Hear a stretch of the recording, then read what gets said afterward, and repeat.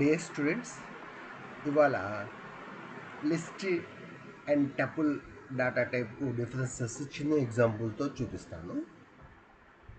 List అనేది నిన్న అనుకున్నాము ఒక డేటా టైపు.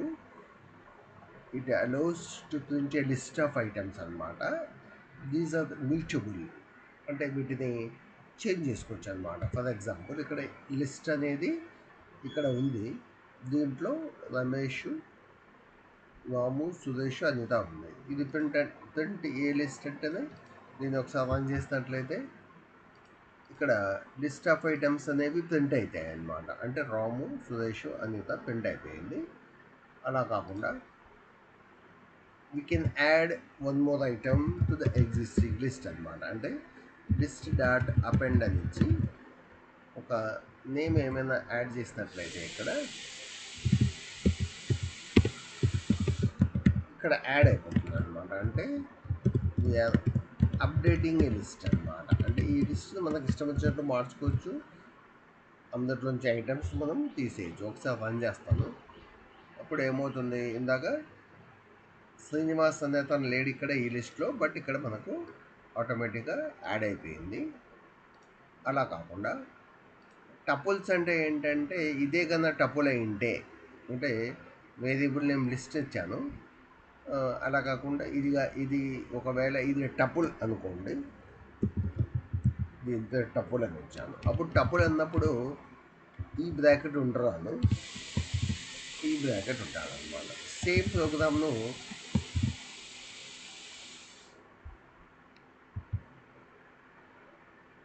సేమ్ ప్రోగ్రామ్ను నేను యాడ్ చేయడానికి ట్రై చేస్తున్నా. అంటే ఇది టపుల్ లిస్ట్ తీసేసి టపుల్ అని పెట్టాను. ఇక్కడ I'm trying to add Srinivas to the existing tuple.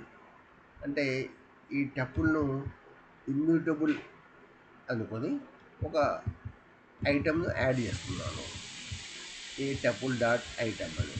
ఇక్కడ దీని పేరు కూడా ఏ టపుల్. ఇప్పుడు చూడండి వాట్ హ్యాపెన్స్ హియర్. ఒకవేళ ఇంతకంటే ముందు ఒకసారి చెక్ చేద్దాము. ఫస్ట్ ఇది యాడ్ చేయకముందు ఒకసారి చూద్దాం అసలు పనిచేస్తుందా లేదా అనేది.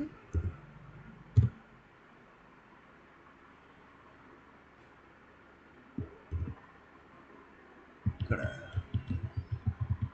This is not list, this is tuple కాబట్టి ఏ టపుల్ అనుకోండి.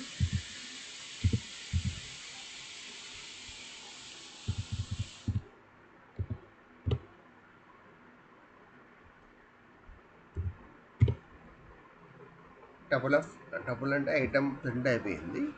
But వేరాస్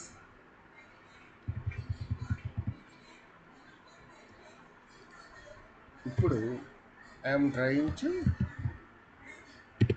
add one more item. Add అంటే అపెండ్ కాబట్టి అపెండ్ శ్రీనివాస్.